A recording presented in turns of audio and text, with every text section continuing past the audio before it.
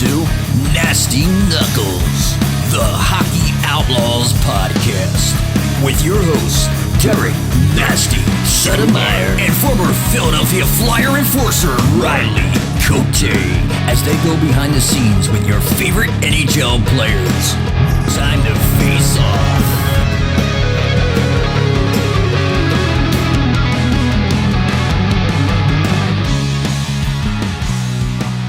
All right, welcome back to another episode of Nasty Knuckles. What's happening, Nast? What's up, Rick Aurelia? I know one thing, you bailed again on the boys. That's all I'm saying. Guys aren't happy with you. Diener, there's some areas in his backyard. He's got room. You need to show up. Well, dude, jerseys came in. I can't what? But you can't be switching game time from 5 p.m. to 9:45 p.m. in Hollydale. I got to cruise over an hour to strap them on. Here we go. You know, no one likes excuses, Riggs. We found a way to do it without you. Always do. But tell you what, that Tovey stick's hot. Just saying. Yeah. Holy cow. Yeah. Snapping and I'm terrible. So, got it out. I don't know if anyone was counting, but 1 and 2 apples, 1 G2 apples. But I'm terrible. I was so bad. Oh my God, I was so bad. I suck, but it's fun. Quicksand. Oh my God, I wasn't moving my feet, cruising. The worst is watching after. You know, when you're playing men's league, it's like, oh man, I was buzzing. Then I'm watching. I'm like, I can't even show anyone the video. It's so bad. No, I did. I was feeling a little winded the other day. Yeah? I don't know why. Yeah, I don't know if it's winded. I just couldn't get. Rest is something I do need, but I'll get that when I die, which could be soon the way I go.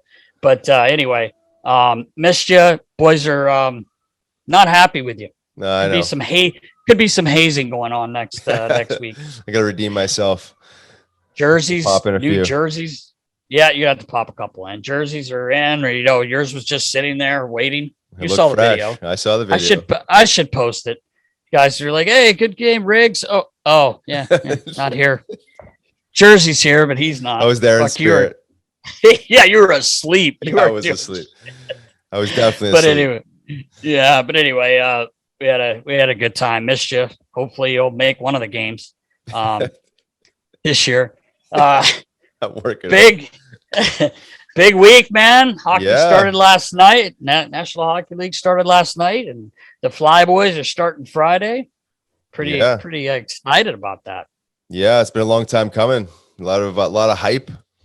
Preseason was so, but and it's hard to really gauge in preseason action, right? Obviously, you're not going with your full lineup, and there's not a whole lot of chemistry, so tough to evaluate. But I know there's a lot of hype around Flyers in Philly and around the league. So pumped. We're here finally. You know, a lot of additions and pieces added and subtracted, and here we are. All the talk and all the preparation.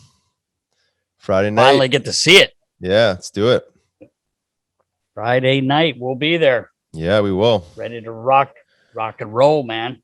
Yeah, it'd be nice to be around the fans and be at the building, some energy and all the noise, obviously. So you know it's gonna be buzzing. It's gonna be buzzing. It's gonna be buzzing. Yeah, it'll be the first time in over 2 years here now that you're gonna actually have some normalcy. I'm still gonna be rocking the masks, I think, but nonetheless, maybe be a ton of Philly people flying around, buzzing around, and yeah, man, checking out what the Flyers have to offer. So looking forward to that.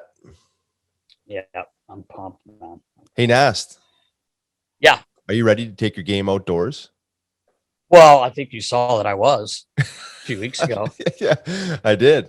For over 50 years, Milik has been taking this game of hockey to the streets, driveways, and cul-de-sacs across the globe. They have. And you know what's funny? You couldn't wear any shin guards when we had our tournament, but I'm telling you right now, they're featuring out the MK5 shin pads that are the number one selling off-ice hockey shin pads in the world, Riggs, in the world. And they also have a line of hockey goals ranging from lightweight PVC goals all the way up to regulation pro steel goal.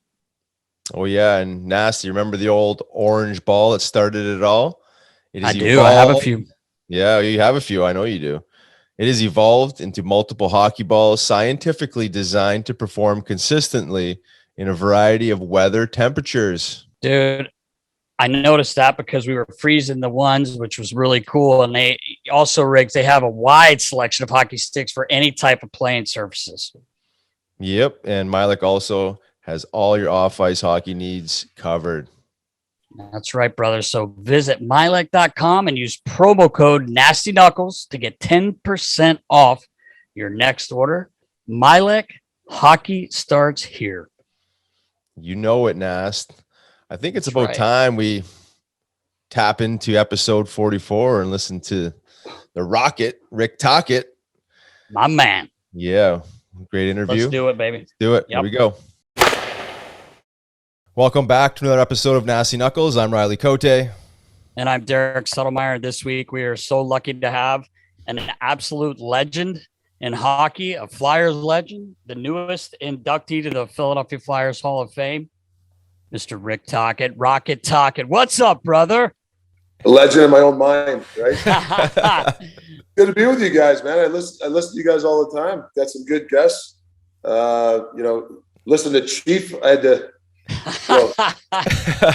He's got his teeth in when he speaks. When I played with him, remember he had those teeth. You never understand what he was talking about. Just hear me watching him on the bench when I was a kid. I just used to laugh. He had no teeth, and he was always standing up yelling. And I said, "Fuck, man, you are always standing up screaming." He goes, "Your old man was giving me those fucking pills." He goes, "I was so wound up, and I never got on the ice. I couldn't. I had to do something." He said. Oh, yeah, that's right. He used to get wound up pretty good. Yeah, Chief. You guys can all say this. I mean, I love those type of guys. Great teammates. Great, unselfish guys. And he does the same thing with the St. Louis Blues. As a great coach. I think they're having a really good year this year. I really do. They acquired some guys. I think they're going to be the top of the Central. Them in Colorado. Interesting. Yeah, I hope so too. Yeah, I mean, Chief has a way of getting these guys to work. I mean, much like the way you're wired. I think it's meat and potatoes. Obviously, tons of analytics these days, but I think he found a way to get to these guys. So, be interesting how this plays out.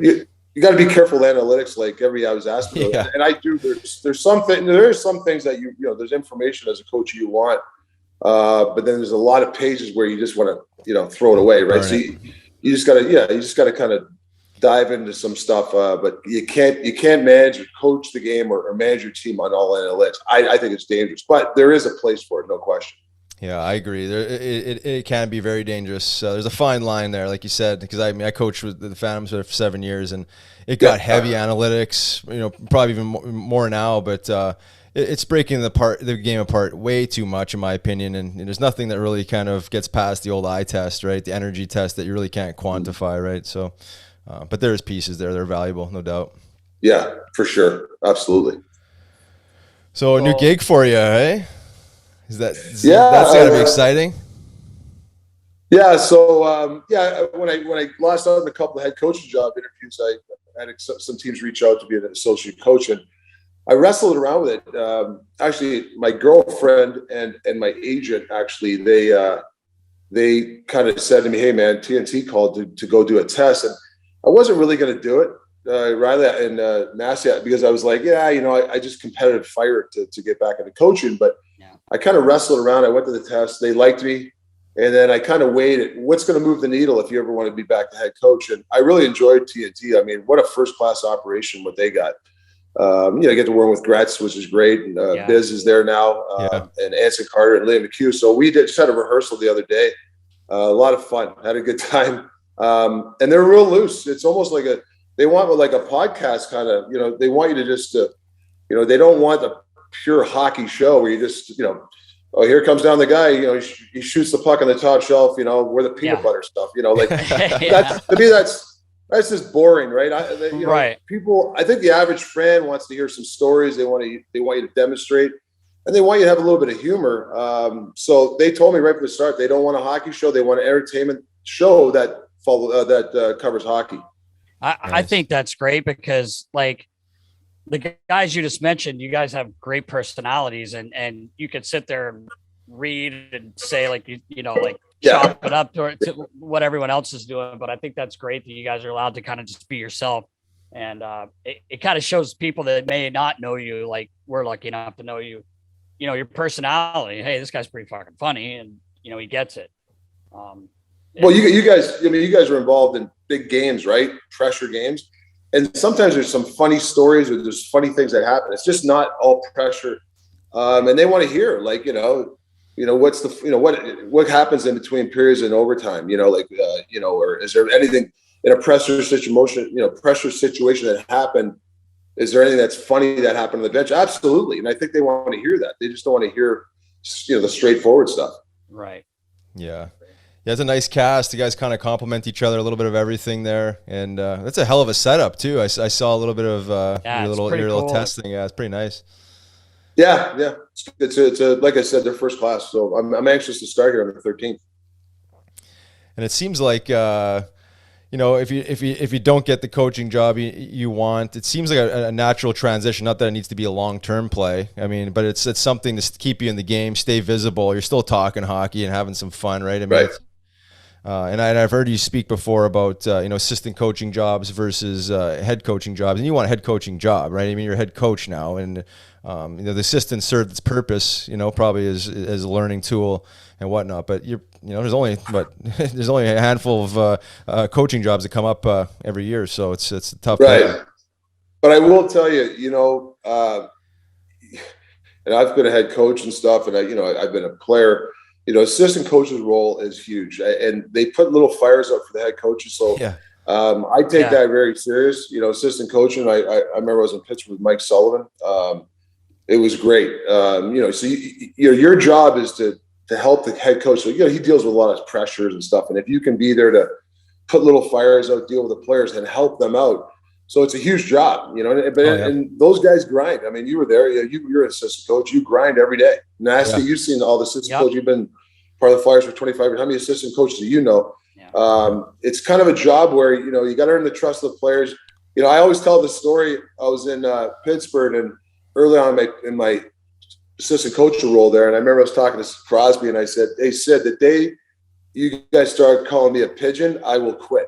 I said, no player will ever call me a pigeon, man. I will quit. Because we used to, as players, there'd be some assistant coaches, and we say this guy's a pigeon. Yeah, right. And I said, he laughed, and I'm not going to name the guy, but I don't really explode too much as an assistant coach on the bench. And this one guy, I didn't get along with him the first couple of months. He's a very good hockey player, and we just didn't hit it off.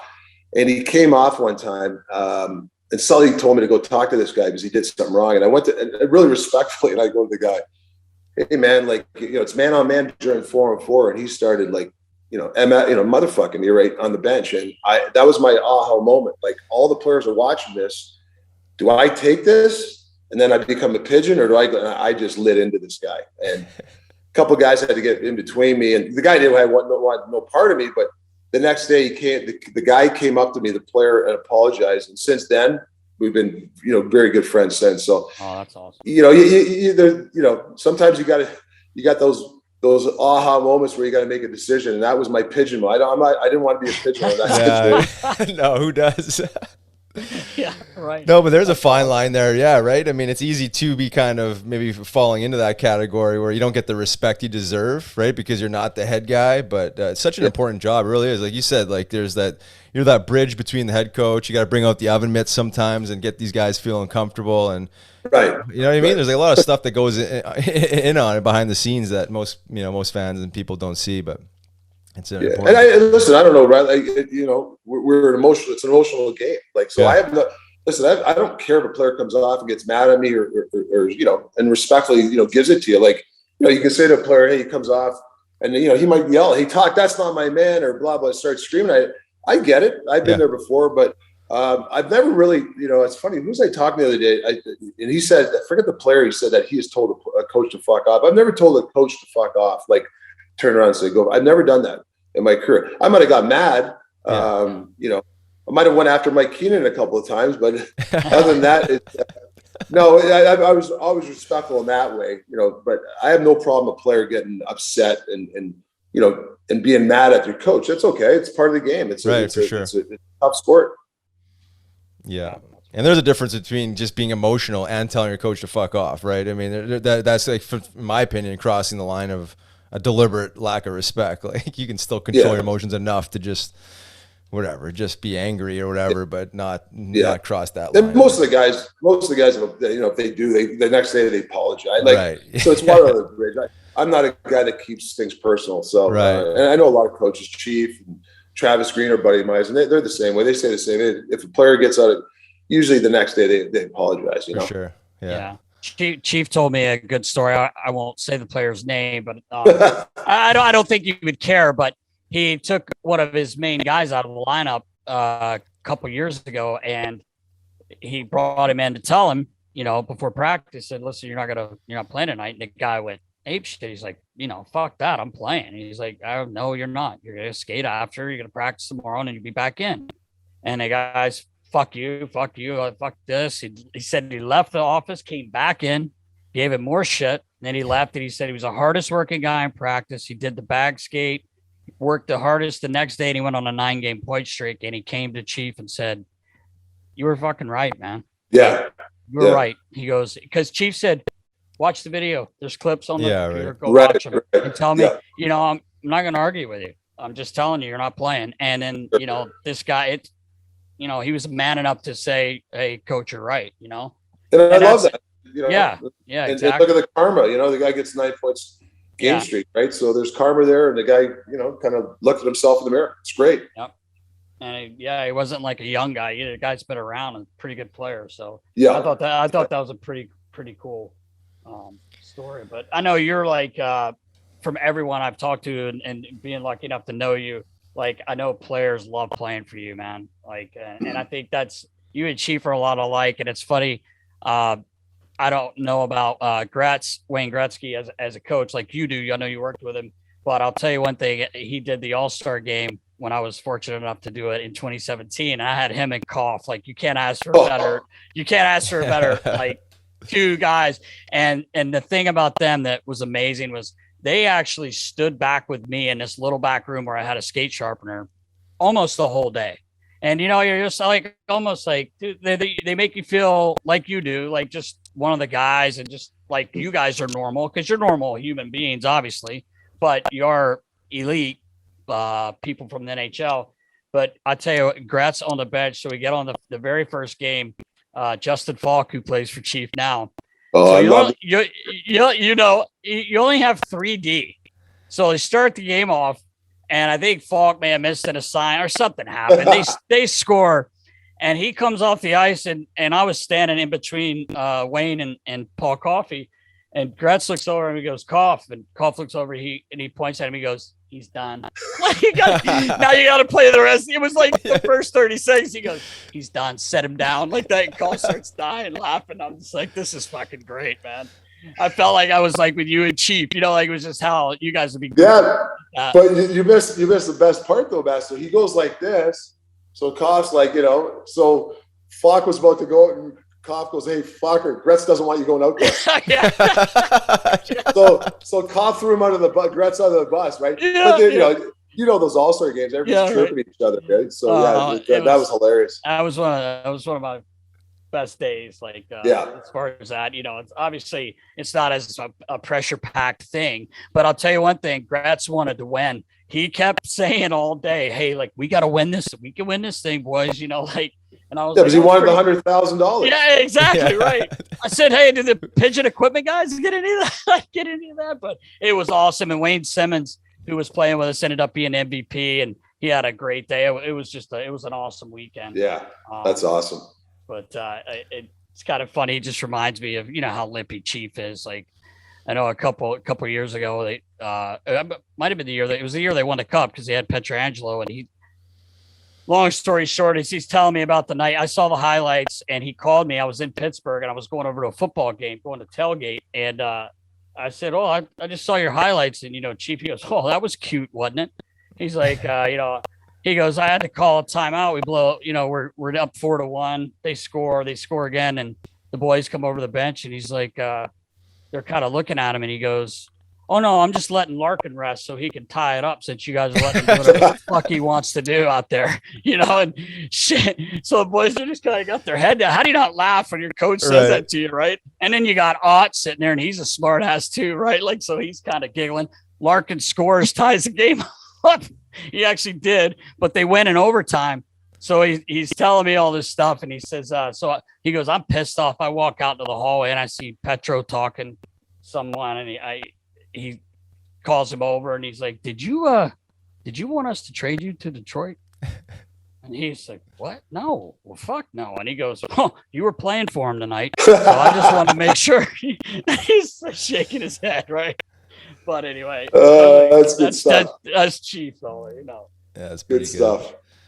Yeah. As far as your coaching goes, I mean, I know you're, under the guise of a player's coach. I mean, you communicate well. You seem like a simple guy, just as far as philosophy goes. But, going back to when you played, you had some hard coaches. I mean, it was a little different philosophy, obviously, the way coaches communicate with the players. I mean, do you want to talk a little bit about like that ancient way of coaching versus like the more modern ways of communication and how right. in NHL? Yeah.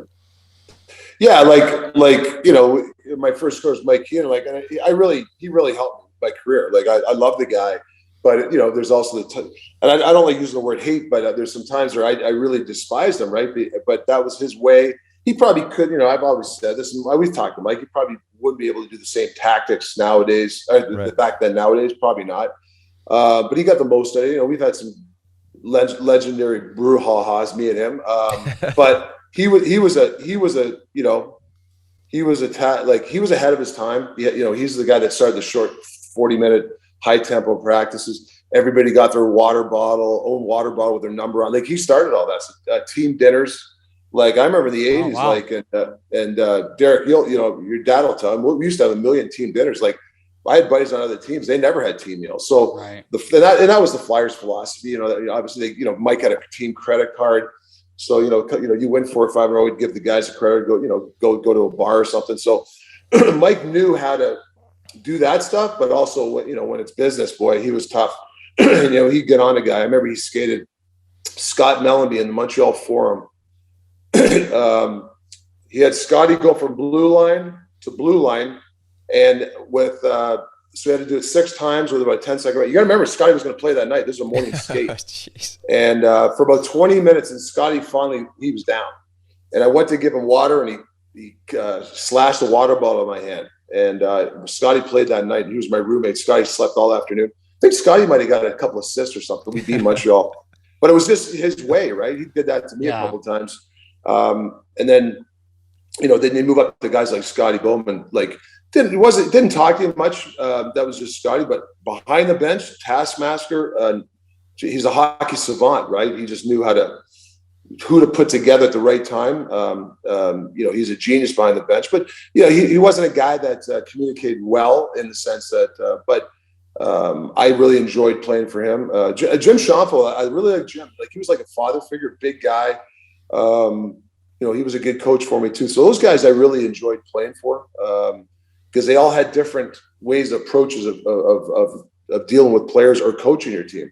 Yeah. And today's game, I look at, I love talking to Chief and Travis Green, and I talked to John Cooper, pick his brain. There's certain guys that you like to, Spuddy Gallant, I talked to the other day. So there's a fraternity there where you pick their brains. Hey, in these situations, what do you think? And, they're good enough friends to share their ideas. So that's what I try to understand what, all these different coaches, what they do. Yeah. And there's more of like an actual conversation going on with the player and coach versus back in the day. I guess it's more like coach, whatever the coach says goes. Right.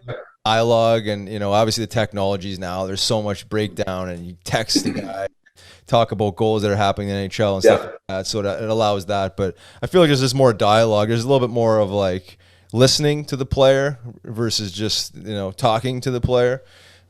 That's at least from what I saw, anyways. And you're dead on, Riley. Dead on. It's I call it a partnership. You're a partner. It's not a dictatorship. Yeah, I'm the head coach, and excuse me. There's a lot of decisions I have to make. But at the end of the day, man, it's a partnership.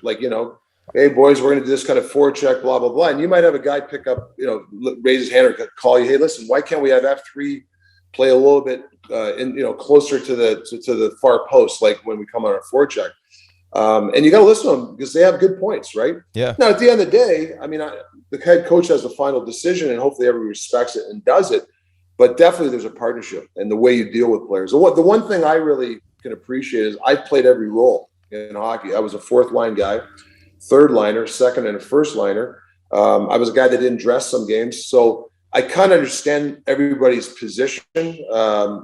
Maybe some other coaches don't. A guy that doesn't play, he's one injury or one guy being out. And I've had some guys over my career that didn't play, but they were major reasons why we won a Stanley Cup. They scored a winning goal or they blocked a shot. So it's important for the coach to make sure that they have time for those type of guys too. It's just not, hey, you can sit and talk to Sidney Crosby for 2 hours all day, but if you're not you're not in the room there or on the ice with the other guys, I mean, you're affecting their career too. So I take that very personal to help guys, stay in the league, but also be part of a winning team. Right. Yeah, it's important stuff. Yes. What do you talk, like, speaking about like going back to coaches and everything, what are your like thoughts on the game like now? Like obviously it's been changing for years, but what are your thoughts? Obviously that new rule with the cross checking, when I'm not even sure it's cross checking if the guy kind of pushes, but and who knows how long they'll call that. But if they do, you're gonna have a lot more power plays than we already have. I just wondered what your thoughts were on the game. Yeah, I think there's a little subjective there. Like if I'm a ref, and it's funny, we talked about TNT, we showed, I think it was the Flyer game. There was 2 cross checks, there was 2 power play goals because of the cross check. One I thought was warranted. Guy was kind of, I forget who did it, kind of extended his, and the guy went down. I would have called that one with the new rule, right? But there was another one, I think, was it the Flyers who got it? The guy, he tried to kind of hold him up a little bit in the corner, like a little bit of a battle, and he got it. I don't think that was a penalty, right? So the ones I don't like, and Riley, you were a forward, you understand, is when you're in front and you got a guy behind you, and as the shot's coming, he cross checks it, you go down, and it's dangerous. Head. Yeah. I'll be honest, that's most of the fights my career is when guys like Stevens or Dan, those guys did that, then you're pissed, right? You go after them. That's what I'd like to see eliminated. If I'm a ref, I'm calling that every time. In the corners, I tell my defense, stick on puck. But once you get guys like Crosby and McDavid close to the boards, you got to get 2 hands on their hip. I don't think you have to cross check it, but you got to get in there, right? And I think if they're going to take that away, man, it's going to be hard for a defenseman to really battle in the corners. I mean, it'll be keep away all day. How do you defend those guys, right? They're going to have the puck all day. So I think it's subjective, and I think the real good refs know, hey, that's a real cross check. That's not a cross check, and I think it'll sort. I hope it sorts its way out as the season goes on. It's almost like the guys, you want them to be able to battle and fight for ice, right? Like it's if you can't put your hands on them. I mean, now like it's like you said, they're just going to be tic-tacking around you.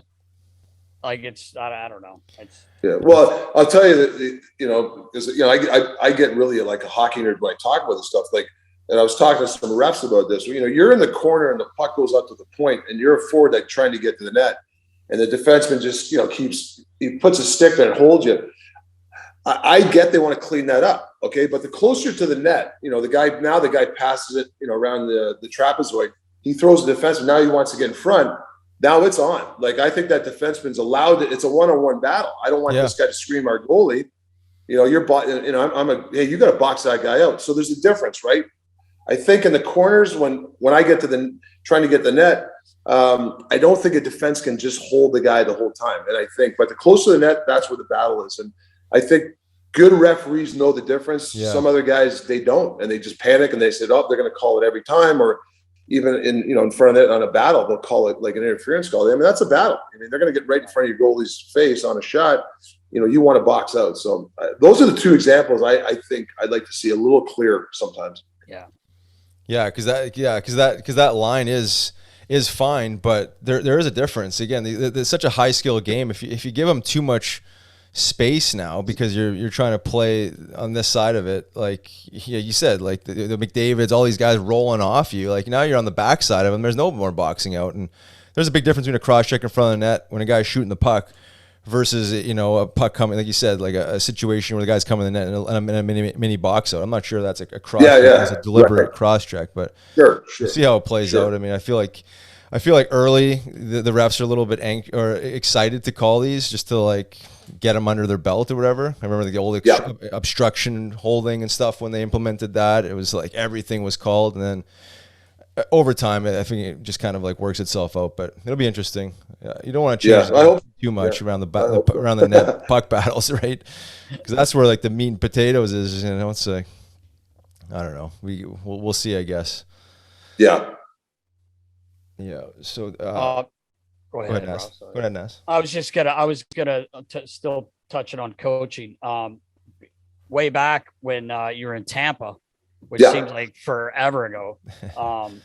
And it was I remember the one day, like you ended up being a head coach there. And, but I remember coming to play you guys, and Antero Nenamaki was there. And I was tight he played with Riley, and sure. Yeah. Nitty was I love Nitty. He was just so funny and good dude. So I think you had, was it Wes Walls, one of your coaches, and Oatsy. So I see Nitty. I'm coming in. I see Nitty. He's like going to the ice. So I kind of go to your bench, the Tampa Bay bench, and he's sitting down and we're talking. And Walls is just whipping around the ice, just buzzing. Like, I don't know why. He's just skating around. He's fucking shooting biscuits. And then you see Oatsy.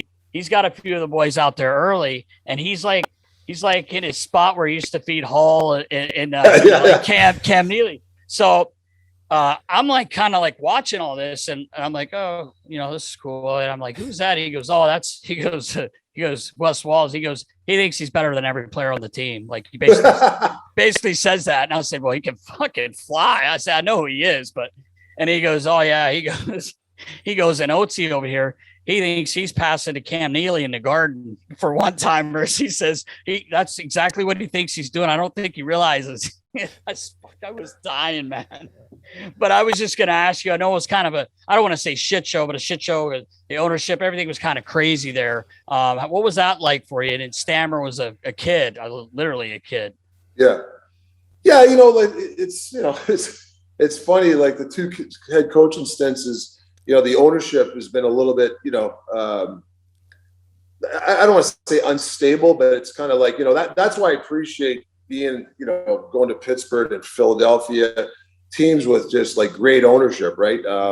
So it didn't have, and the first star of that whole franchise is Jeffrey Vinik, the new owner that went in. He's the guy that fired me, but he's done a hell of a job. I know he brought Stevie Yzerman in, and then they drafted, Vasilevsky and all those guys, and right.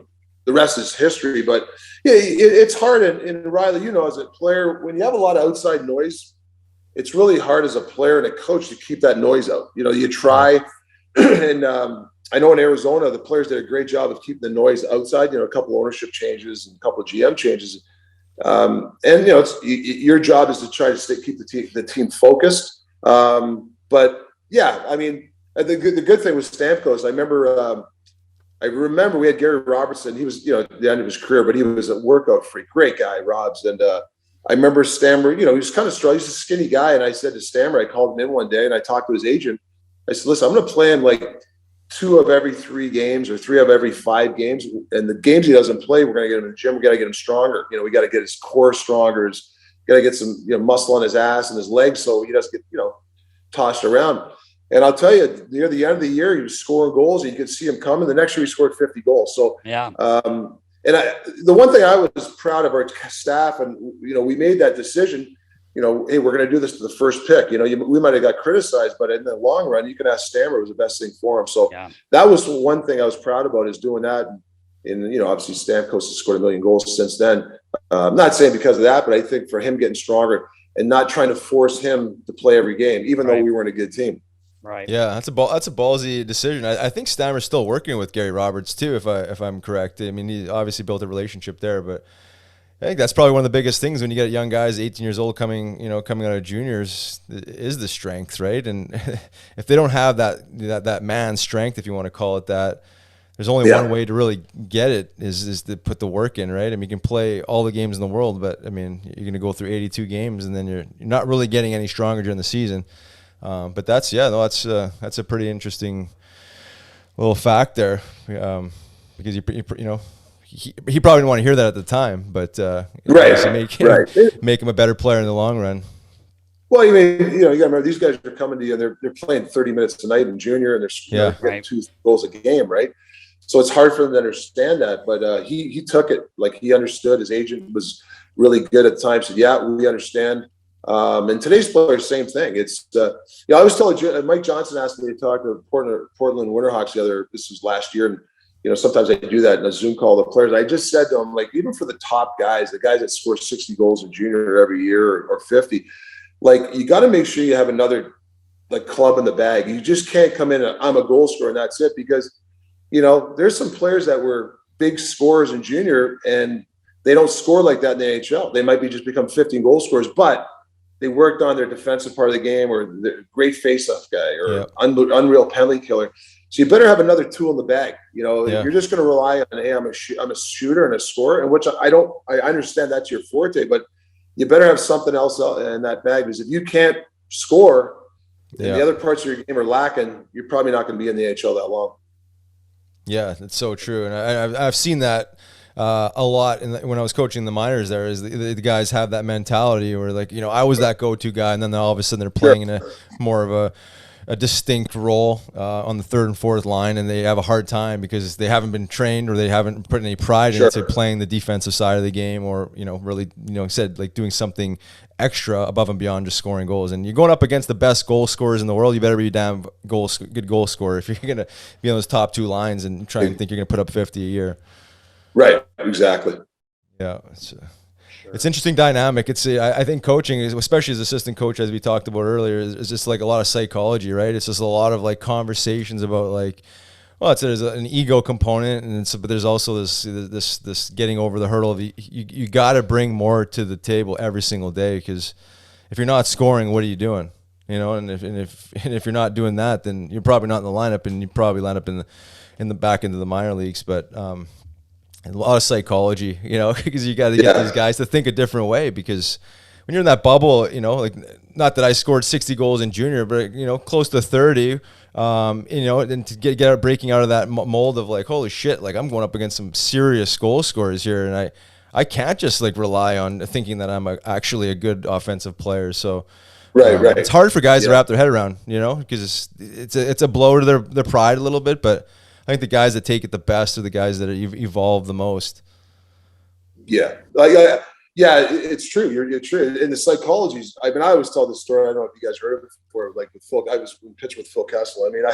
He's a beauty. I love that guy. He's a different guy. And the reason everybody loves him, because he's got a different personality. I mean, you don't want everybody to have the same personality to be a boring team, right? Right.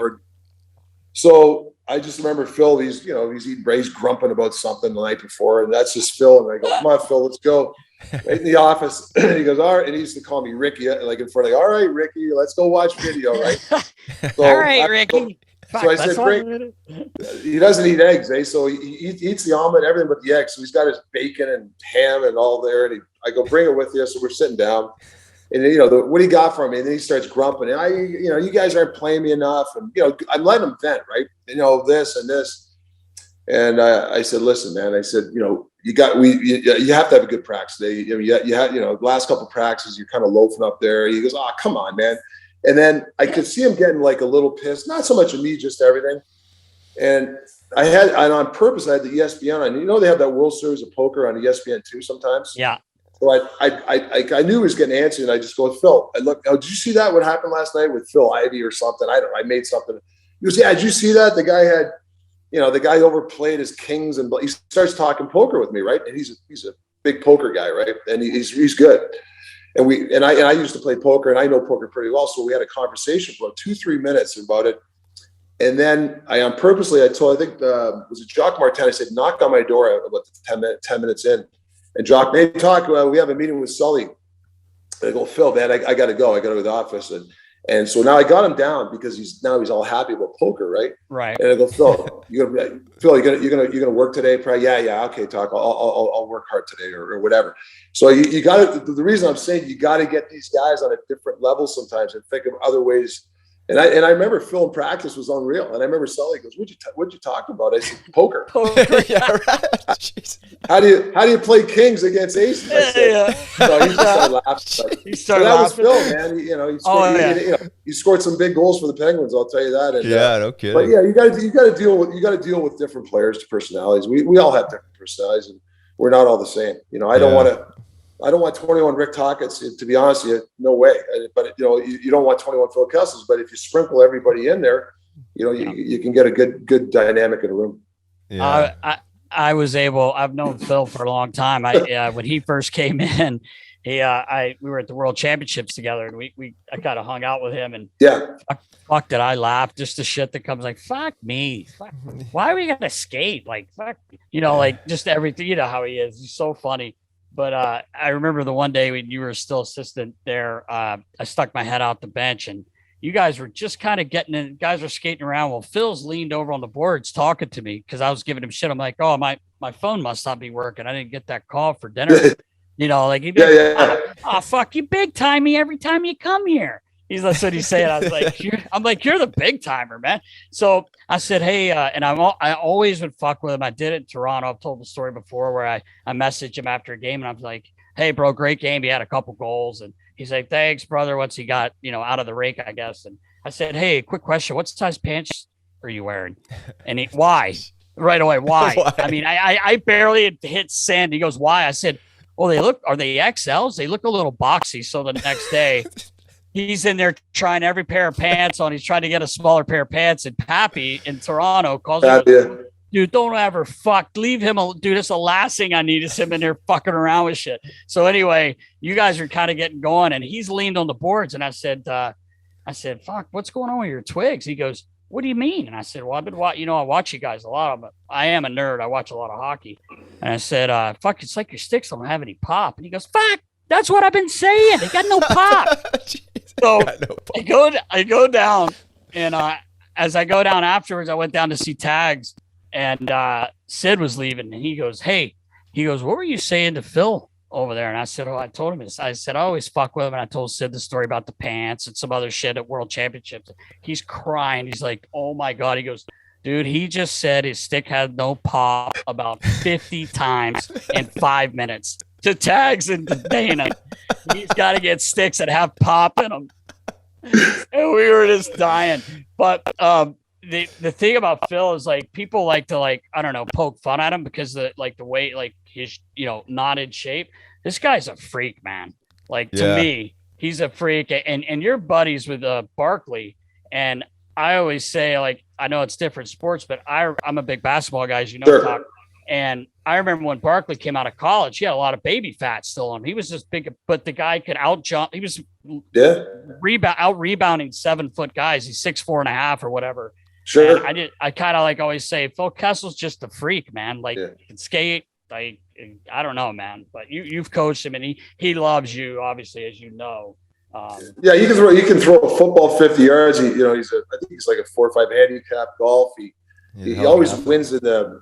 You have the training camp, the testing, the jumps. He's he can dunk a basketball. Yeah, I mean, his body fat's a little high, and he's got some. I think it's his body type, and it's hard for him to get it down. Had that testicular cancer there. Testicular, and so he is. There's certain things that I think that affects him. So I think he gets a bad rap sometimes. Listen. I love Phil. If I got into him, hey man, you got to work harder. Of course. I mean, and he'll tell you, but he's like I said, he's scored some big goals over his career. Yeah, man. Yeah, he sure has.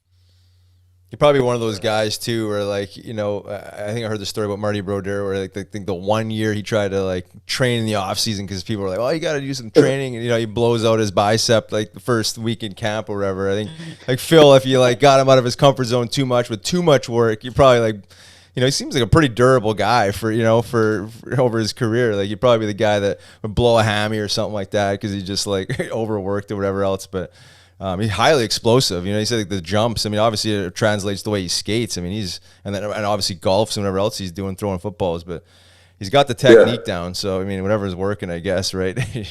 But it's hard to see like a guy that's like got so much ability and skill, and then not give it that extra juice that you would give, or what I mean, I would give, because that's the way we're wired. But whatever, you just gotta let people be, I guess, sometimes, and let them stay in their lane, I guess. He makes me laugh, man. Riles, you were talking about some of the Tillies. Yeah, well, I was looking up a couple interesting stats. Flyers leader in Gordie Howe hat tricks, NHL all-time leader in Gordie Howe hat tricks with 18. But I mean, you fought like the toughest dudes, and I was actually watching a couple of your tilts with Kosher and Probert and Neely and Wendell Clark. But I got to ask you on the one on with Probert, did you end up headbutting him? You might have fought him a couple of times. Yeah, I did. Yeah, I did. I hit him, but then he headbutted me. So, well, you know what? Like, I wasn't the biggest guy, so I had to be a little more technical. I could throw with both hands, but listen, some guys, you're so like a lot of guys, they sit back and they just start swinging. And I knew if I was going to survive, I had to be a little more technical. So, if I felt I could get the advantage to get going, but I thought I was good at just kind of holding guys. I never got knocked out. I'm not saying that means I'm a great fighter. I just think that I fought a little smarter sometimes because, you're out there playing a lot. So I wanted to make sure that, I didn't get knocked out. But yeah, a guy like Probert, in the fight, I remember I made a decision. Okay, I had the left that I should have kept going. I hit him a couple of times. I think I kind of surprised him and he kind of stopped. Good. And I should have kept going. And then we kind of fought again. And I don't know what he did. I don't know. He didn't do anything bad or anything, but I don't know why. I just snapped and I headbutted him a couple of times. And he was yelling at the linesmen. I headbutted him, then he got me. When the ref came over, then he got me. So it was almost like he got caught, right?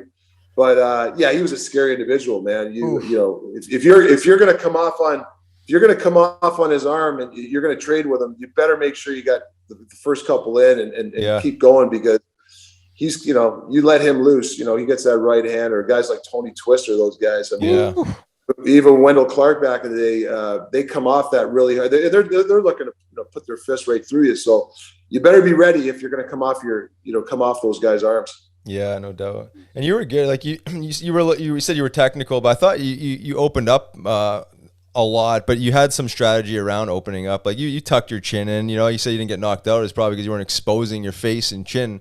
There was, if you're taking them as off the forehead or maybe like the upper orbital bone, but you actually had some really good exchanges. Like you weren't just like a boring technical fighter. I mean, you was like old school as it got, man. Like a little pit bull. Yeah, I tried. Man.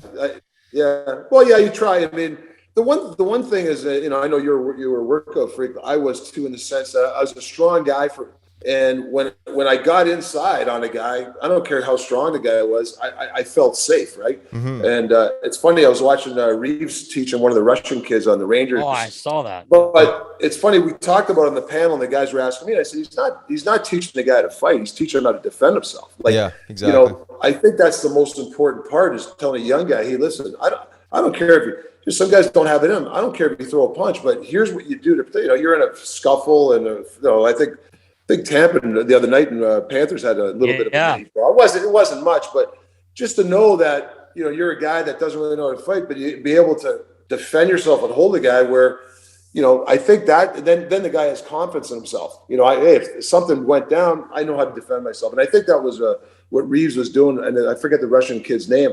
So he's not really teaching him how to fight. I think it was more just how to defend yourself. Yeah, 100%. Yeah, that's a good point, because it's a matter of time before something does happen, and just knowing where to grab, and just like self-preservation, just to not get your ass beat, and really what it is. Like, the guy's not going out and fighting 10 times a year. I remember, Shel Samuelson used to call it, every fight clip or line brawl he's on the ice for, he's just standing there. He's just like, he calls it driving the bus, right? He just grabbed the guy on the shoulders. I mean, obviously he was a big dude, but he wasn't looking to fight. He was just like, not, if he did have to actually engage in a fight, which is not to get beaten up. Just more on. But yeah, no, it's important. I think every player should learn how to defend themselves. That's an important piece of playing a physical sport. Yeah, I made that Ice Gardens documentary, and I did a couple of. They asked me to interview me on that. And I've always said, man, I've always respected. And I don't call them fighters. They're hockey players that can be able to fight and defend and help their teammates. I got a lot of respect for that. I just used to laugh like Louis DeBrusk was this a little bit. Remember Snack, Donnie Knockbauer? Back then. Those guys before games, man. Like I remember playing with Louis and with Coyotes Phoenix. Like, oh no, they just called up George Larac. Oh no, excuse me, Donnie Knockbauer. Like the Buffalo had a couple of tough guys, like Andy Risto. This guy was a crazy guy. Oh no, they just called up Andy Risto. I'm sitting there, I'm like, and I remember Brownie finally went to Snack. Oh, you shut the fuck up! You're scaring everybody. Like I hate those tough guys. Like or Keith Kachuk would go to Jimmy, come in. Hey Jimmy, who do you got tonight? Finally, Jimmy told Big Walt, "Will you shut up, man? Stop, right?" Because the last thing, Riley, you don't want to. If you think about it too much, you psych yourself out. Like, you go into a tough building. The night before, I'm at dinner. I'm not, and I remember Chief and those guys. Like, we didn't sit there and talk. Hey, man, we got. You just knew, and right. Because you want to sleep at night. I don't want. Right. Somebody telling me, hey, man, oh, my God, this guy's playing and this is going to happen.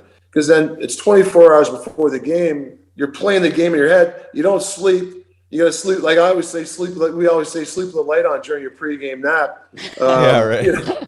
So I just it happens. It happens, man. And you know that, hey, there's a guy there. He ran your goalie the game before.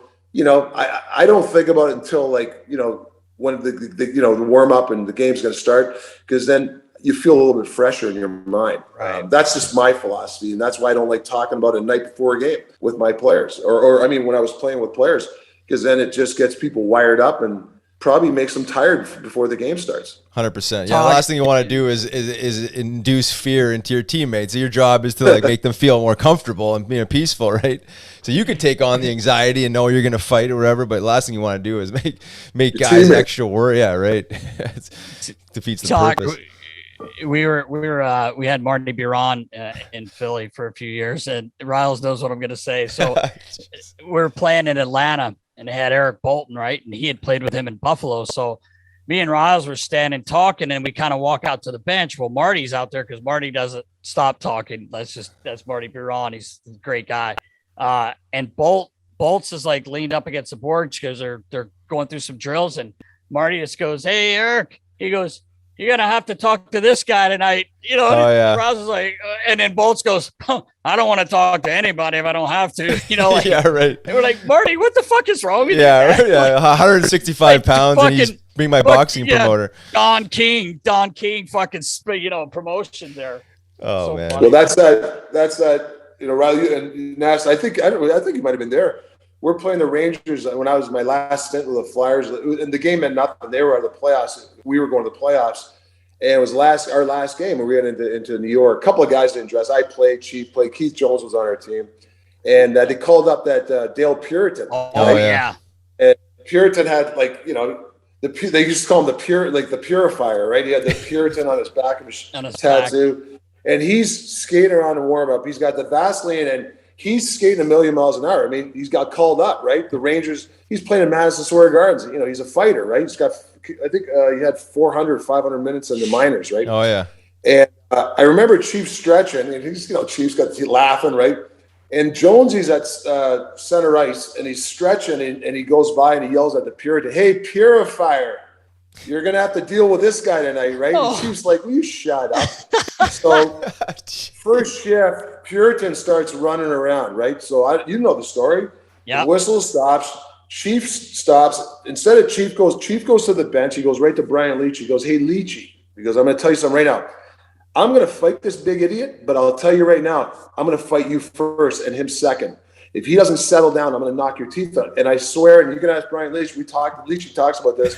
He went over and told Puritan. He went and told Puritan, "Hey, settle down, man." And Puritan did for the whole game. He played hockey, but the last shift he went after Keith Primo. He couldn't help himself. He couldn't help himself. But oh yeah, true story. So that's great. That's really like the tough guy role back then. What I appreciate is, you get guys wound up. Those tough guys. I did it when I went to the Rangers when I got traded to Pittsburgh. They had Ty Domi and Kosher there, and they were running Mario. I went up to Messier and I punched him right in the head. I said, "Let's go," because if you're going to do that, I got to go after your best player, and 100%. You got to do that stuff, right? Yeah. Back then, and you're going to fight the tough guy, but hey, why not go after the best player on the other team if your team's being out of hand? I think that's the best way to. That is the best way. Well, that's the biggest way to send the message, because it's easy to just go fight the tough guy, right? I mean, that's that's a given. But the real message is the reason why they're there in the first place, to defend their goal scorers, the main guys, right? I mean, so to me, it's like everyone gets the message. If you just go fight if something happens like that and you just go fight the tough guy, well, no one really learned anything at all, It's like, but as soon as you bring in the go-to guys, all of a sudden it's a different animal, and then there's a real true respect, breeded right there in the moment. Yes, exactly. The Chief told me another story. I'm sure you know it too. He was playing in Calgary, and Aaron Downey was just buzzing around doing all kinds of shit. And Chief was in the box, and so time he gets out, there was no time, but he said, I skated over to Mike Madonna and I said, "We play you next week, you're fucking dead." He's like, "That fucking guy." Chief said, "I swear to God, we go to Dallas, we're playing Dallas, and Downey's not even doing drills. He's skating up down the red line, apologizing to everyone for being. That's what Chief told me. I mean, I don't know how true it is. I mean, I believe him. He's such a genuine guy. He told Madonna, "I'm gonna fucking knock your teeth down your throat because of this kid." and he said Downey was literally saying, "Hey guys, sorry about last week." He got pee-pee slapped by Mike. Yeah. Well, just like he was saying with Leach, man. They don't want to have that shit happen to them. Yeah. Well, I just,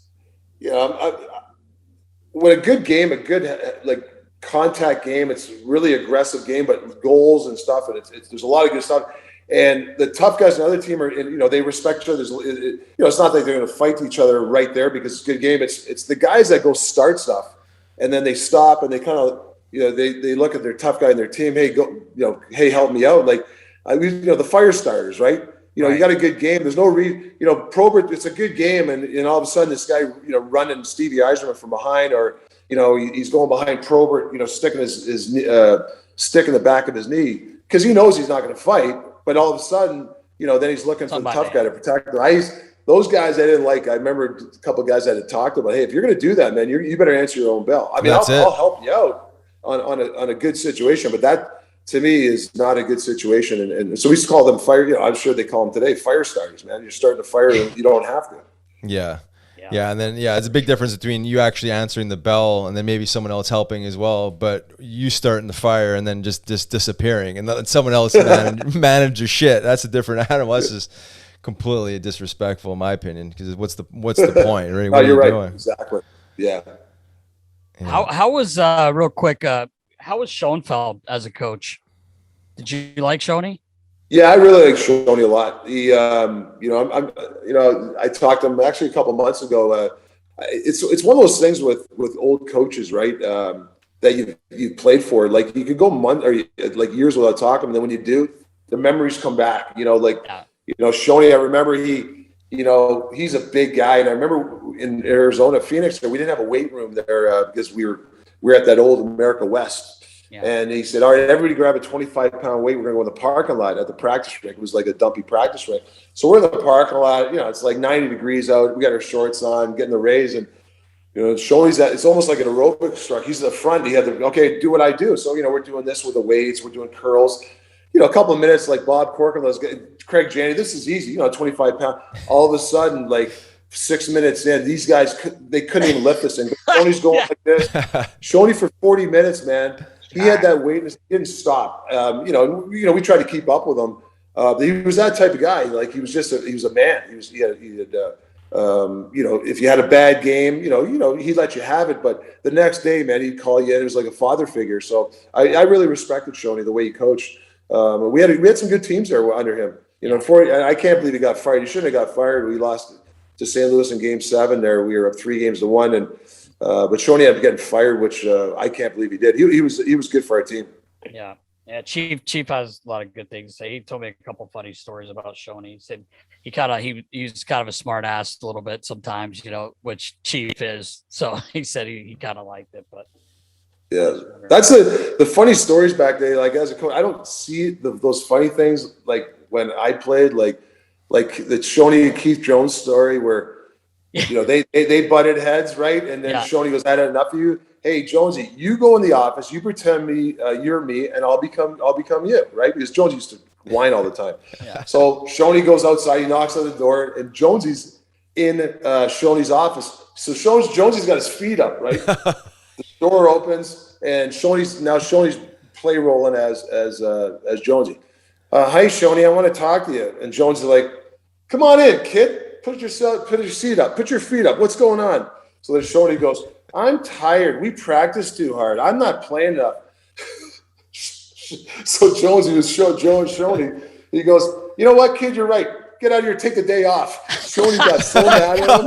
He goes, "Get out of my office." So I love that. That is classic. Few Jones stories, man. He just I mean, we could sit here and talk a million stories about Jonesy, but that was one of my funny stories with Shoney when they reverse roles as the coach and the player. Chief told me he would have been he had him in Washington, and quickly he was up at the board and he's diagrammed. They're playing the Kings, and he goes, "Okay, guys, here's what's going to happen on their breakout. Blakey's going to go." He starts kind of hopping around. Blakey's going to get it. He's going to get it to Gratz, and he's going to swoop around. He's going to do this. And then he goes, everybody's all quiet, kind of like laughing, and Shoney just whacks a board as hard as he can. Like, boom. And everybody kind of jumps. He goes, "And I want him fucking dead right here." Chief said, "Guys, you're just dying." He goes, "They scared the shit out of everyone because they didn't expect him to whack the board." I told Shoney that story when I ran into him. Somehow I ran into him in Winnipeg. It may have been at the All-Star. He was American. He was helping out the Rangers. Sure. Yeah. I told him that story in the elevator. He was dying. He goes, "Yeah, I did that." He was, it was pretty cool. But speaking of toughness too, real quick talk, because I know you got to get going. But I was like looking at when you first came in. Talk about toughness. Glenn Cochran, Daryl Stanley, Brownie, obviously, the Bruise Brothers. They had that shirt. I know as a kid, I used to rock that shirt all the time. Holy shit, man. That's a tough team. Yeah, I'll be honest with you. And, Rod, you've been on teams where you might have been the only guy in your team. I was lucky, man. We had 6 or 7 deep. I mean, we were, you name those guys. Dave Brown, when Chief got called up, Glenn Cochran, who's, we had, even guys like Lindsey Carson, the Sutter brothers, they would fight. Richie would fight. Like, we had so many guys that would just back you up. Teams were scared. I'm telling you, teams, and you can ask, your dad will tell you this story. Teams didn't want the game to go out of hand either way because they knew if it became 5-1 Flyers, things were going to happen, or if they were losing, which we didn't lose very often, 5-1, but everybody took their share. Dave Brown was obviously the king of the hill there for a lot of years. So to be able to play with that guy in the Stanleys, I was very lucky. I went to a team that you only had one guy, or we always talk about, the guy that's the lone guy. He's got the pork chop around his neck. Yeah. Lone guy, and you got 6 guys over there. And Riley, I'm sure you've dealt with those guys. It's hard, man. It's a hard thing. So I was, very lucky to play. I think it was one of the toughest teams in history of hockey. That for my 5-6 years there were some tough guys, a lot of guys will tell you that it probably one of the toughest teams ever. Yeah. Because I was going to ask you, because you played 3 years in junior, and then you turned pro. You played right in the NHL that next year, and you had almost 200 penalty minutes and solid point production. But I mean, obviously, big difference between fighting junior hockey players versus fighting men. But obviously, kind of what you're talking about, give you a little confidence knowing that you have a support system of tough guys, and maybe just give you extra confidence coming in. I mean, you're 19 years old. Fighting in the NHL, I mean, and pretty regularly it looks like. 184 PIMs. That's not easy to do. I don't think most guys have really ever done that. Yeah, I always tell that story. We're an exhibition game against Minnesota, and there was a guy there he had like 500-600 minutes, and the year before, and he was there on weather just to fight, right? And he's skating around and he's looking at, everybody's looking at me, you're going to get it. And I my heart's pumping. I'll tell you, I'm 19, whether, I don't use the word scared, but I was like, oh my God, what's going on here? and the game's going to start, and I'm going out there and I'm like, you got anxiety, right? This guy. Of course. And I remember the first shift, Dave Brown went up to this guy and he broke, you talked about the orbital bone, broke his orbital bone, knocked this guy out. The guy was done. One shift. And the next shift, I'm like, it's like he just killed the boogeyman, man. So I'm out there and I'm sticking guys, and I'm like, I remember I'm going up to Willie Plett, like hitting Willie Plett and stuff like that. And he's like, man, Willie Plett was a tough guy, but he's like, man, this Dave Brown, he was quiet. So on the ice. So yeah, I remember that. And so when you have a guy like Dave Brown, it makes you 10 feet tall. I don't care who you are. Yeah, no, for sure.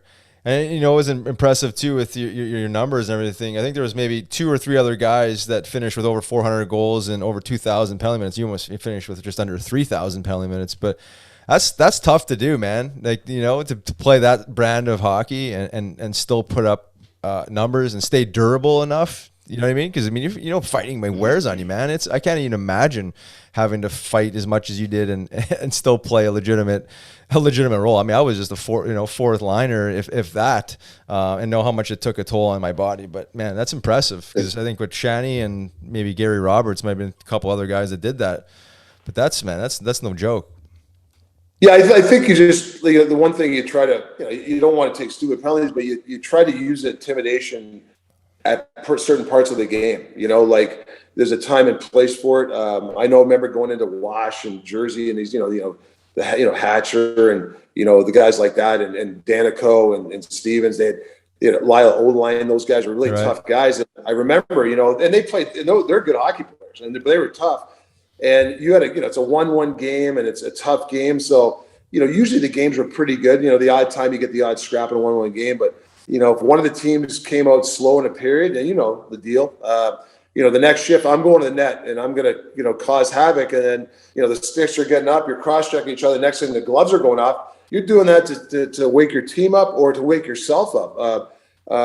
So that's the thing that I prided myself on, is try to use it to the advantage of the team and yourself. Next time I go to the net, maybe that defenseman's not going to be as hard as on me. Maybe he doesn't box me out as quick because he doesn't know what I'm going to do. Right. And I might get that goal in front of the net. So a lot of those goals I got were in front of the net because I think sometimes some defense are like, they back off on you. Yeah, you're unpredictable, right? You don't really know how you're going to act all the time, or they expect it. They think you're going to do something, so they just lay off.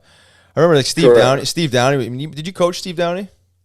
Yeah, I had Downs in Tampa. Actually, he actually scored 23 goals or 24 goals for me that year. He had a great year. Him, Marty St. Louis, and Stamkos were a hell of a line. I ended up getting fired the next year, but he was really good that year, Yeah, he kind of reminded me a little bit of you in the sense that he was, he's tough for his size, and he's a little bit unpredictable, especially when he got a little bit of street credit when he, folded Dean McAmmon in half there in preseason. But I noticed that when I play with them, it was just like, guys are just kind of like unsure what he was going to do. It's like maybe put a stick in your face or jump you. You know what I mean? Even though he wasn't fighting 30 times a year, he was unpredictable. Right. It fucks with guys' minds, and like you just said, it just kind of gives you extra split second, maybe around the net, make a play or shoot the puck, wherever. But psychology. Downs, I really enjoyed Downs coaching. He had some issues and stuff, and the only thing Downs, he couldn't. When he got to at that level, his wires were crossed. He couldn't get back down, and that affected his career, right? Like he couldn't, he just couldn't.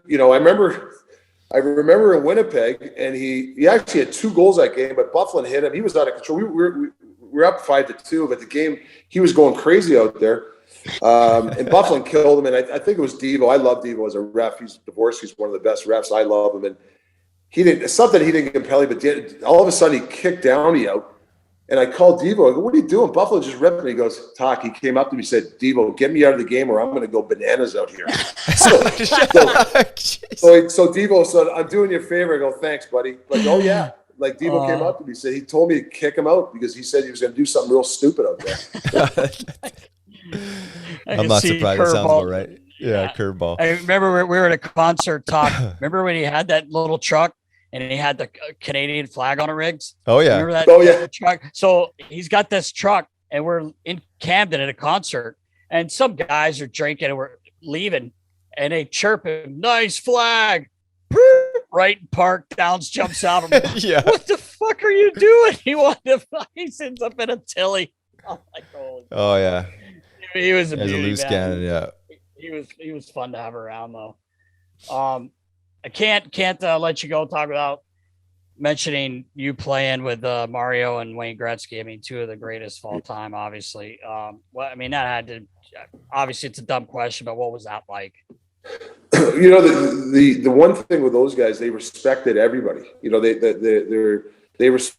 those guys respect the tough guy. You know, some of their best friends are tough guys, right? The one thing about those two guys is even keel. You know, they score 3 goals, or whether, you know, it's a tough night. There's not a lot of roller coaster in their game and their mindset. And I think that's why during pressure situations, if you watch them, there's not a lot of panic in their game or anxiety, because they replay pressure situations in their mind. Very generous to everybody. I could be here an hour and tell you some of the behind the scenes stuff that they've done, taking care of guys monetarily, with their time, their families. You know, I'm very lucky to call them buddies of mine, and just even today, the stuff that they do, it's under the radar stuff. But for the games, some of the pressure goals that these, you know, I remember the Canada Cup with Gretz. Yeah. It was unbelievable when the game was on the line, making that backhand pass through 2 sticks right onto a guy's tape for a tap in, or, you know, Mario, like, you know, I mean, he scored a goal in every which way, right? 5. I mean, I've seen that shoot. You know, how many times he scored behind he'd shoot the puck off the goalie's pads right in the net, He meant to do that stuff. Very talented, but just great human beings, great guys. And, you know, not entourage guys. They don't care about the fanfare, and they don't have the big people around them. And, you know, the one thing I loved about them, they love getting jacked. You know, they loved it. Yeah. They want to be one of the guys. You know, Yeah. everybody's intimidated, right? Even the trainers, but, you know, after a while, he wanted guys to chirp him and just say, hey, I'm part of the team. That's awesome, man. I've been fortunate enough to meet them both, and they are, like you said, they're just the nicest guys ever, man. I remember when you were with LA, and I think it was probably my second year with the Flyers. I was working the visiting room, and I was always excited to see you because I'd known you since I was a kid. You're always so good to me. But you and Wayne were in that. It was actually the Sixers locker room, because they would give you guys, in the old Spectrum, the rooms weren't that big. So there was a locker room, and then there was the other room, and you and Wayne were in there, and you got me a stick from him. It's, you know, which was unbelievable, but it was funny. We were sitting there kind of talking, and then you said, hey, make sure you tell that 88 down there to take it easy on the moneymaker. I guess you're back. And I started laughing. I said, you want me to tell him? He's like, no, I don't tell him, but I don't need him messing around out there with the back, you know. Call it the moneymaker, though. I'll never forget that. I laughed so fucking hard. Tell him to take it easy. It was pretty cool. Yeah, I remember too, we won the game, and I remember I took the whole team. I'm not going to say where we went. Yeah. But we had a really good time, and Wayne was there. We had a good time, and I remember we actually went on a 4-game winning streak. That's why I love those team bonding things, right? Because, you know, that's really important. It's funny. I was talking to some reporter. I was on a radio show the other day. They were talking about team bonding and is it effective? And I said, yeah. I said it's really effective. If it's you can't always do it, but I think when it's calculated and guys are together, I think it really goes a long way in those games when it's a 2-2 game and you're trying to muscle a game out. And you got everybody pulling the same way. I think it's important. Yeah. A few years ago. Yeah, exactly. A few years ago, I was still with the team, and we dropped 10 in a row. I mean, that's, and, you know, there's times where there's games you probably deserve to win, but when it's snowballing and you find a way to lose. But anyway, we landed in Calgary, and I just remember Jake and G saying, hey, everybody, we're going. You know, we did have a couple days in between, but we went on a fight. We won every game on the West Coast trip, won 5-0, you know, and I mean, And I don't think the coaches cared. I think they knew the guys needed to do that. And I know you're that kind of a guy. You like the team bond. You don't have to go out every day and get shit canned, but even to go to lunch with everybody, have a couple beers and, whatever. I think that's important. What's important, Nasty, is you're right. And that's why I really respected guys like Chris Chelios and those type of players, because the next day they're the first guys in line. They're not the guys that used to bother me. They hide behind you. They're at the back of the line. They're trying to, and that used to bug me. Like sometimes, like I've had players, great guys of mine, where hey, let me go first this time. They'd say they knew I was tired and we went out. So you go, hey, I got this one. Let me go first. Like that to me that's team bonding, right? Yep. Like we're all in it together. It's not, are you doing the down and backs, the guys that stop 5 yards before the blue line? And, some coaches didn't say anything. That used to piss me off. Like when I'm a head coach now, don't embarrass your teammate. If you're stopping 5 yards and you're beating the guy up the ice because you're getting a head start, you're really, all you're doing is put the spotlight on that guy, So that's another thing, team bonding, that means on the ice too, having each other's back. Yeah. I remember when last time I was in Arizona and you were coaching there still, obviously. And we were talking in the hallway. And we were kind of talking about guys like how the game changed a little bit. And you were telling me a funny story. I was like, you kind of came into one of the rooms down at your end, and a couple of boys were going at it. And you're like, oh, fuck, what's going on? What are you japping him about? He's like, oh, we were playing our video last night, whatever, cops and robbers. I don't even know. I don't play those Call things. of Duty, yeah, something, whatever the fuck it is. And talks like, whatever. Fuck, just turn around. Well, I thought you guys were actually like japping each other, like having some fun. They're talking about fucking video game. It's fucking crazy. Hey, guys take their headsets, man, and they're playing those things in their in their rooms on the road, man. Well, that's why like your phone, like social media, it's obviously it's a good thing for franchises.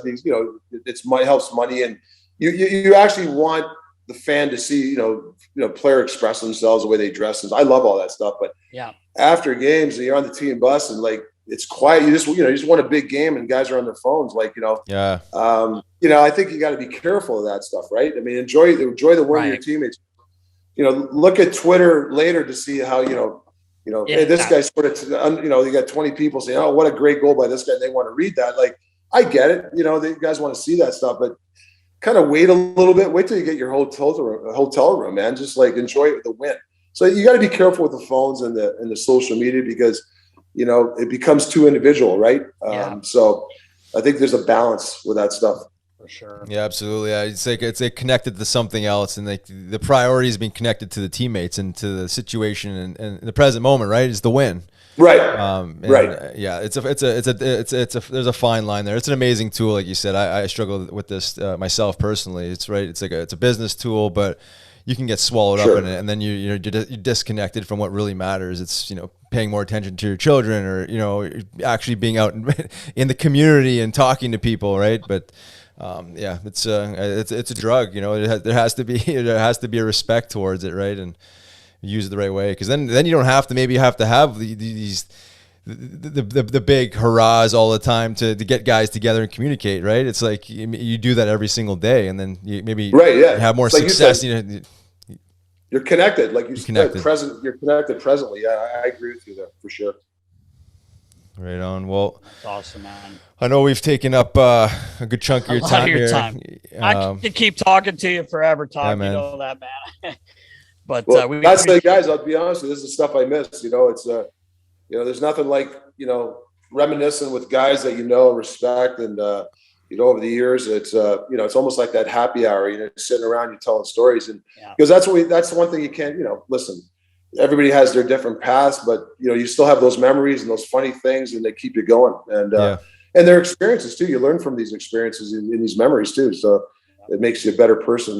But I've always enjoyed talking to anybody in the NHL or anybody just about stories and asking their opinions on stuff. So it's always fun to reminisce with guys like yourself or whoever, NHL guys or trainers. And I'm nasty being on. I'm a huge trainer, guys.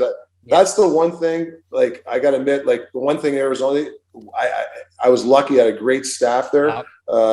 There's a lot of tough times there, and there's nothing better than you have a training staff that, as a coach, got your back, or even a player that they're part of the team. They should, I always used to laugh, like, Nasser, I don't know, like, they should be involved with team bonuses, man. You're part of the team. Like, I never understood with some teams, they didn't have trainers included, or they had to share between they had one playoff share between 10 trainers. You're getting a sliver, right? They're part of the team, man. They live and die by what we do. And they make your life very, very comfortable. So I didn't mean to say the hockey player. I mean everybody that's associated with hockey. Yeah, that's the part I missed too. I know we were talking on the phone the other day. We were kind of touching on that. That's one of the biggest things I do miss. I'm enjoying myself, and things happen for a reason. Yeah. But I do miss that part of it. So we were going to talk for 2 minutes, and we ended up talking for 45, just shooting the shit. That's just what happens, right? But we really do talk. We know you're busy, man. We appreciate you so much for taking the time out for us, man. No problem, man. Enjoyed it anytime. We'll do it again. All right. We're going to get you a Chief on. So you can get it to him. Hey, and you know what? That reminds me, Riles. I didn't tell you this, Riles, real quick. When I was a kid, I used to come up visit my dad a couple times a year. So I'm not sure if it was an optional skate or you had already showered, talked. You were playing. Chief was not playing. He was not going to play that night. So Chief's doing some drills. God bless him, man. He's out there trying to work on some things. And I'm on the visiting bench in the Spectrum, and Talk's standing there. We'll be talking, and we're just shooting the shit real quick. You probably don't remember this, Talk, but you took your keys out of your pocket. You went, "Hey, Chief, here you go." And he's dangling his keys. And Chief's like, no teeth. What the fuck? What the fuck is that? And he goes, "Some keys for those handcuffs you're wearing." And he fires a puck. He fires a puck over. And I'm like, I don't think Chief knows where that thing's going, man. Oh, man. Oh, fuck. That's good. That's the shit you miss, man. Yeah. That's it. Right. Before we go, I'm going to leave you this last story. It's my classic Chief and Keith Jones. We're playing Jersey in the playoffs. Big, huge game. And it's 2-2 game. Chief goes through the slot. He deflects the winning goal, right, with 1 minute and 10 seconds or 20 seconds, right? And I'm on the bench. I go bananas. Like, we're hugging each other. It's like, we're going to win the game, like to go up 3-1 against Jersey, right? Yeah. And I'm hugging guys. Luke Richardson, we're hugging each other. I go to hug Jonesy, and he looks at me, and he looks at Craig Ramsey. He goes, "What's he doing on the ice?" I never laugh. Sorry, like, everybody's cheering each other, and Jonesy's like, "Coolest dude ever. Hey, Rammer, what's he doing on the ice?" And I love that story. And I can't. I told Chief after the game, and he goes, "Yep, that's Jonesy." That's Jonesy. Oh, man. So fucking funny, man. Oh my God, I didn't know that one. That's a good one. That's awesome. Yeah, very funny story. Fucking Jonesy. He's a beauty, man. Holy shit. No doubt, man. But thanks, Talk. Thanks a lot, man. Hey, good luck to TNT, man.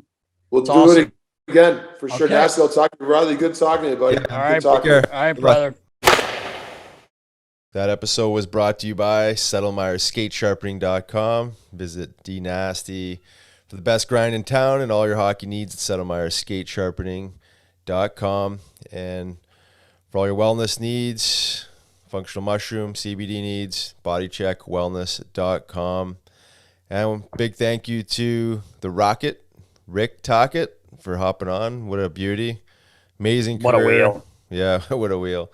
Well, amazing coaching career. Now he's on to a different dimension of his hockey career. I mean, he's got a ton of experience on and off the ice, and now he's going to be with some of the best to do it in the studio with Wayne Gretzky, Paul Bissonnette, Anson Carter, and whoever else they plug in along the way. But TNT. Pretty awesome gig he's got going on there, and appreciate him coming on.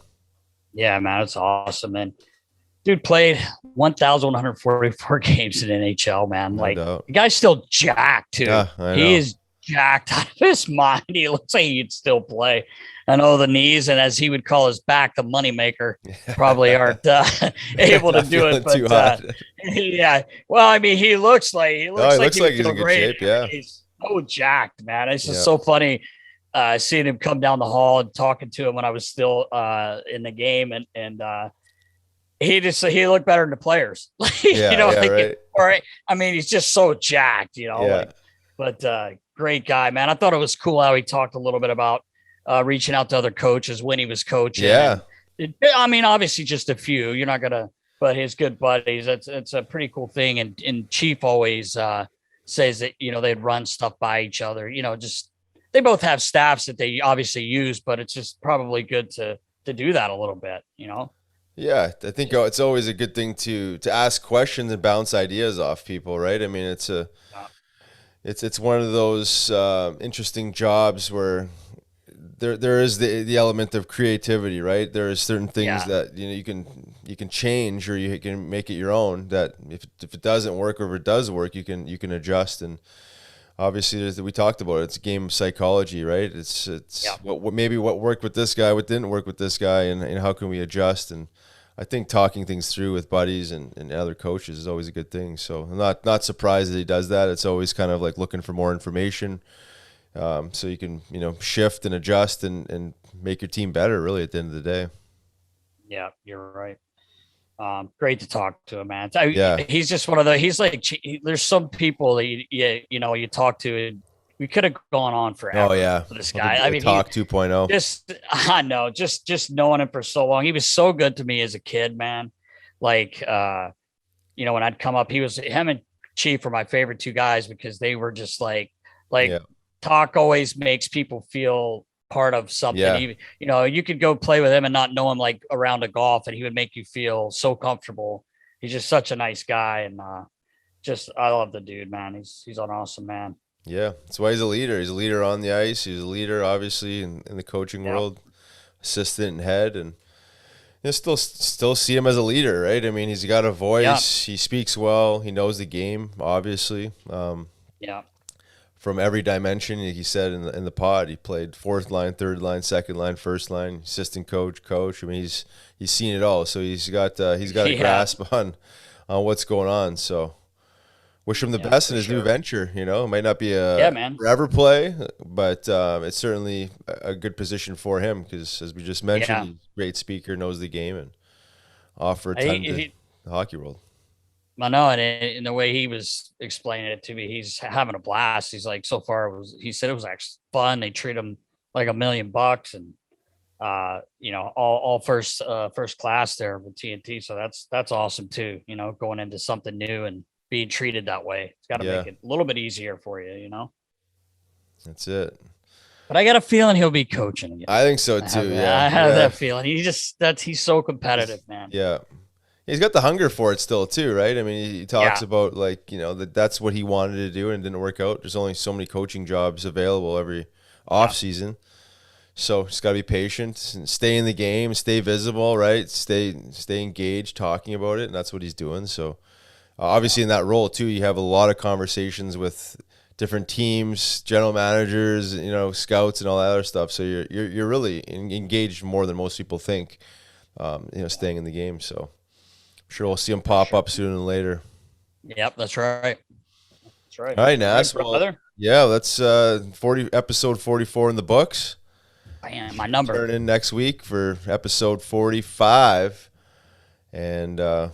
Until then, enjoy some hockey. Stay safe. Yeah. See you then, knuckleheads. See you, knuckleheads.